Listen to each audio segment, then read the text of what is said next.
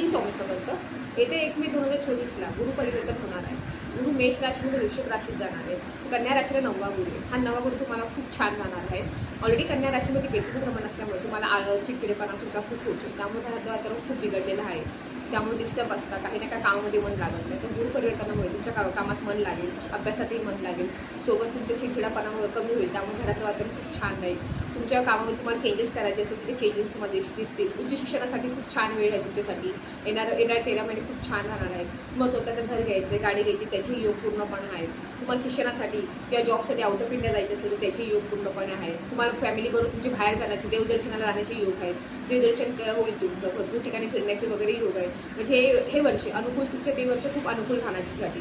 फक्त तुम्हाला एकच उपाय करायचा. तुम्हाला काय करायचं, विष्णू सहस्रनाम रोजचा एकदा पठण करायचं. काही झालं तरी रोज विष्णू सहस्रनाम एकदा पठण करायचं. सकाळी करा, संध्याकाळी खूप छान राहील. त्याने तुमचं मन स्वास्थ्यही चांगलं राहील आणि तुमच्या मनासाठी सगळ्या गोष्टी